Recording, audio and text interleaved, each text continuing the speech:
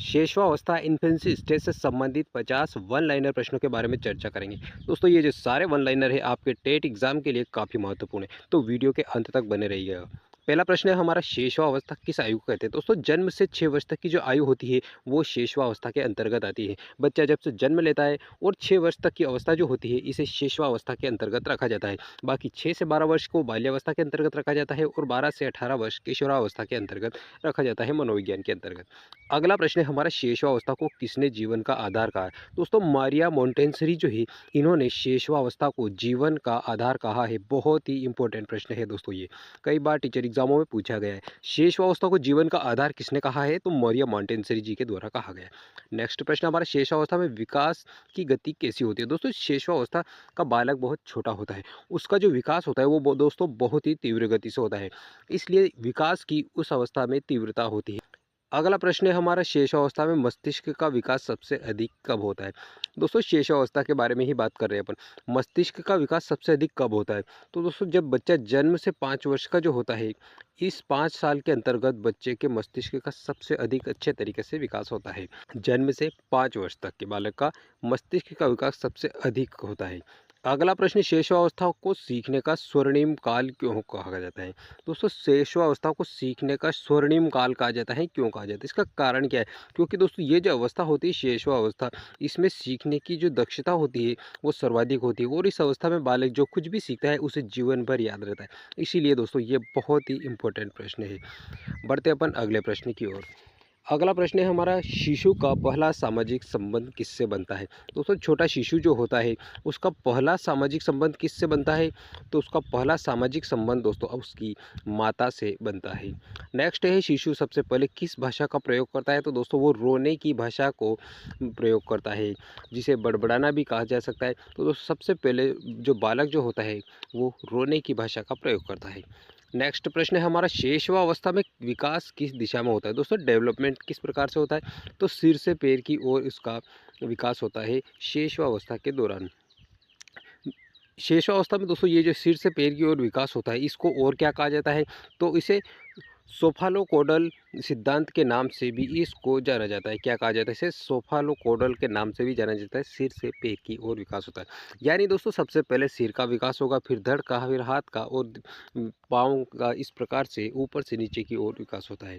इसीलिए इसे सोफालोकोडल सिद्धांत या सिर से पैर को और सिद्धांत भी कहा जाता है। इस सिद्धांत को दोस्तों एक और नाम है इसका, मस्तकोध्मुखी सिद्धांत भी कहा जाता है। क्या कहा जाता है इसे? मस्तकोध्मुखी सिद्धांत के नाम से भी इसको जाना जाता है। नेक्स्ट प्रश्न है, केंद्र से बाहरी अंगों की ओर विकास को क्या कहते हैं? दोस्तों केंद्र से बाहरी अंगों की ओर जो विकास होता है उसे क्या कहा जाता है? तो सिर से पैर की ओर विकास को तो मस्तकोध्मुखी कहा जाता है। इससे भी संबंधित प्रश्न बनता है एग्जाम में। और केंद्र से बाहरी अंगों की ओर विकास को क्या कहते हैं? तो इसे प्रोक्सिमो डिस्टल सिद्धांत के नाम से जाना जाता है। क्या कहा जाता है इसे? प्रोक्सिमो डिस्टल सिद्धांत के नाम से इसको जाना जाता है। अगला है दोस्तों हमारा, शिशु का सबसे पहले किसे पहचानता? दोस्तों शिशु सबसे पहले किसको पहचानता है? तो अपनी माता की आवाज़ को पहचान लेता है बालक। शेषवावस्था में कौन सा विकास सबसे तेज गति से होता है? दोस्तों फिजिकल डेवलपमेंट जो होता है, शारीरिक विकास शेषवावस्था में सबसे तीव्र गति से होता है। साथ ही दोस्तों शेषवावस्था में प्रथम सामान्यतः दांत कब निकलते हैं?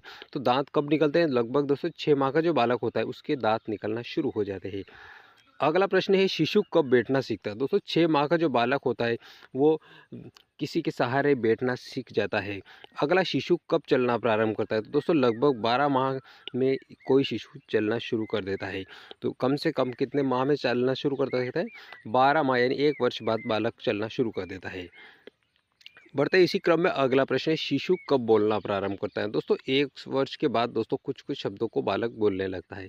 शेषावस्था में ध्यान की अवधि कैसी होती है? दोस्तों ध्यान की अवधि बहुत कम होती है, क्योंकि इस अवस्था का बालक बहुत ही छोटा होता है, पूरी तरह माता पिता पर आश्रित रहता है।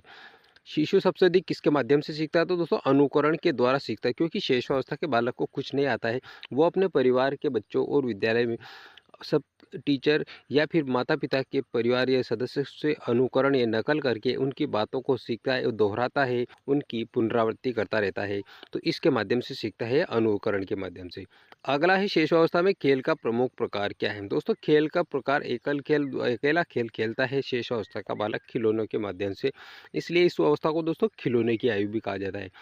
अगला है, शिशु का प्रमुख संवेग कौन सा है? दोस्तों शेषावस्था शिशु जो होता है उसका सबसे पहला प्रमुख संवेग क्या है? तो दोस्तों उसका प्रमुख संवेग होता है भय। अगला प्रश्न, शेषावस्था में स्मृति कैसी होती है? दोस्तों शेषावस्था में स्मृति जो होती है वो अल्पकालिक होती है, क्योंकि कुछ चीज़ों को दोस्तों वो कुछ समय के लिए याद करता है और खुद दूसरे के आने के बाद दोस्तों वो उस बात को भूल जाता है और दूसरे से प्रेम करने लगता है। तो इस अवस्था की जो स्मृति होती है, मेमोरी, वो अल्पकालिक होती है। शिशु की पहली अभिव्यक्ति क्या होती है? तो दोस्तों पहली अभिव्यक्ति रोना या रुदन कहलाता है। शिशु सबसे पहले किस रंग की ओर आकर्षित होता है? दोस्तों बहुत ही इंपॉर्टेंट प्रश्न है। शिशु दोस्तों जो छोटा बच्चा होता है वो सबसे पहले चमकीले रंगों की ओर आकर्षित होता है, इसीलिए उसके खिलौने टॉयज जो होते हैं वो अ, अजीब आकृति के होते हैं और आकर्षक होते हैं, चमकीले होते हैं, रंगीन होते हैं। तो सबसे पहले दोस्तों चमकीले रंगों की ओर आकर्षित होता है शेषावस्था का बालक। नेक्स्ट प्रश्न हमारा, शिशु की जिज्ञासा का मुख्य माध्यम क्या है? दोस्तों इस अवस्था में जिज्ञासा का माध्यम दोस्तों इंद्रियां होती है, क्योंकि इस अवस्था में दोस्तों बालक जो भी क्रियाएं करता है वो इंद्रियों के माध्यम से करता है। सूंघकर करता है, हम होठ हिलाकर अपनी बात को बताना चाहता है, हाथ पांव हिलाता है, तो इंद्रियों के माध्यम से प्रयोग करता है। इस अवस्था का बालक जिज्ञासा का प्रमुख माध्यम इंद्रियां होती है। जीन पियाजे ने भी दोस्तों इस अवस्था को इंद्रियजनित गामक अवस्था के अंतर्गत रखा है। 1 से 3 वर्ष का जो बालक है उसे इंद्रियजनित गामक, क्योंकि वो पूर्णतः 1 से 3 साल का बालक पूर्णतः इंद्रियों पर आश्रित रहता है।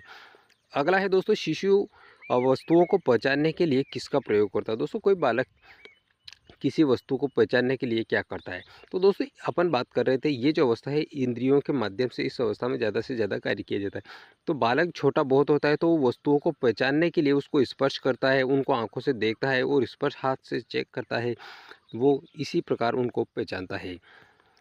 अगला प्रश्न है हमारा, शेषवावस्था में अनुशासन कैसा होना चाहिए? दोस्तों अच्छा प्रश्न है।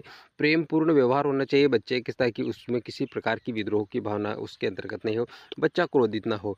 शिशु का पहला शिक्षक कौन होता है? तो दोस्तों माता शिशु की सबसे पहली शिक्षक होती है और उसकी प्रथम पाठशाला परिवार होता है, क्योंकि परिवार से ही उसको सब कुछ सीखने को मिलता है शुरुआती दिनों में। शेषवावस्था में कौन सी प्रवृत्ति सबसे अधिक होती है? तो दोस्तों अनुकरण यानी नकल करने की प्रवृत्ति सर्वाधिक पाई जाती है। शेषवावस्था में सीखना किस प्रकार होता है? तो दोस्तों अनुभव के माध्यम से बालक शेषवावस्था के दौरान सीखता है। अगला प्रश्न है हमारा, शिशु किस माध्यम से अपनी आवश्यकताएं व्यक्त करता है? दोस्तों अपनी आवश्यकताओं किस प्रकार बताता है? तो दोस्तों वो रोकर बताता है। कहा किस प्रकार से? रोकर अपनी आवश्यकताओं को व्यक्त करता है। नेक्स्ट प्रश्न है, शिशु के सामाजिक विकास की शुरुआत कहाँ से होती है? दोस्तों सामाजिक सोशल डेवलपमेंट की शुरुआत परिवार से ही होती है। परिवार के सदस्यों से उसके सामाजिक विकास की शुरुआत होती है। अगला है, शिशु में भाषा विकास का आधार क्या है? दोस्तों श्रवण, सुनना भाषा विकास का प्रमुख आधार है। सुनकर भाषा का उसका विकास होता है। शेष अवस्था में कल्पना शक्ति किस प्रकार की होती है? तो दोस्तों प्रारंभ में इसकी जो अवस्था होती है ये कल्पना शक्ति की अवस्था भी कहलाती है। इस अवस्था में का बालक कल्पना जगत में विचरण करता है। नेक्स्ट प्रश्न है दोस्तों, शिशु में आत्मविश्वास का विकास सब किससे होता है? आत्मविश्वास का विकास किससे होता है? तो दोस्तों स्नेह, प्रेम और सुरक्षा से बालक में आत्मविश्वास जागृत होता है। अगला प्रश्न है दोस्तों, शिशु के व्यक्तित्व निर्माण की नींव कब पड़ती है? दोस्तों शेषावस्था में बच्चे के व्यक्तित्व निर्माण की नींव पड़ती है। बहुत ही इंपॉर्टेंट प्रश्न है। अगला है, नैतिक विकास कैसा होता है? इस अवस्था में दोस्तों प्रारंभिक अवस्था जो है शेषावस्था, इसमें नैतिकता का विकास शुरू हो जाता है। शिशु के लिए सबसे उपयुक्त वातावरण कौन सा होता है? तो दोस्तों प्रेमपूर्ण और सुरक्षित वातावरण शिशु के लिए सबसे उपयुक्त होता है। नेक्स्ट प्रश्न है, शिशु में भावनात्मक विकास का आधार क्या है? दोस्तों भावनात्मक विकास का प्रमुख आधार होता है माता पिता और परिवार का स्नेह। इस भावनात्मक विकास का प्रमुख आधार होता है। नेक्स्ट है, शिशु में सबसे पहले कौन सी भावना विकसित होती है? तो दोस्तों बालक में सबसे पहले प्रेम की भावना विकसित होती है। अगला प्रश्न है, शिशु का विकास किन दो कारकों पर निर्भर करता है? दोस्तों शिशु का जो विकास होता है वो वंशानुक्रम और एनवायरनमेंट यानी वातावरण और हेरिडिटी पर निर्भर करता है। वंशानुक्रम और वातावरण दोनों ही दोस्तों उसके विकास के दो प्रमुख कारक हैं जो जिन पर बालक निर्भर रहता है। शिशु के विकास के लिए खेल का क्या महत्व? दोस्तों खेल दोस्तों बालक के सर्वांगीण विकास में मदद करते हैं, इसलिए खेल का अत्यधिक महत्व है।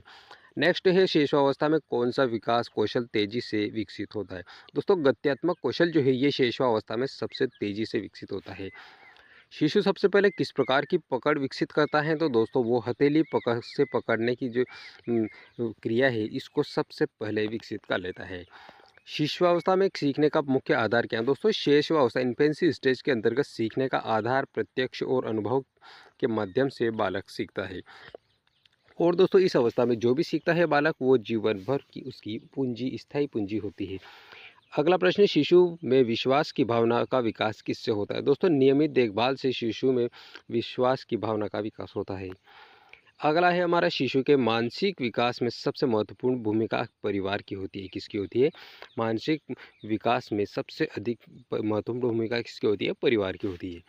शेष अवस्था में उचित पोषण का मुख्य लाभ क्या होता है? दोस्तों अगर अच्छा पोषण मिलेगा बालक को तो उसका स्वस्थ शारीरिक विकास होगा, उसका स्वस्थ मानसिक विकास होगा। और दोस्तों इस शारीरिक विकास और मानसिक विकास से ही जुड़े संवेगात्मक विकास, सामाजिक विकास, हर प्रकार के नैतिक विकास, सभी सर्वांगीण विकास उसका अच्छे तरीके से होगा। शिशु की रचनात्मकता को बढ़ाने का सर्वोच्च माध्यम क्या है? तो रचनात्मकता को बढ़ाने के लिए दोस्तों हम खेल और गतिविधियों का प्रयोग सबसे अधिक करेंगे। प्रतियोगी परीक्षाओं में दोस्तों शेषावस्था का सबसे महत्वपूर्ण तथ्य क्या है?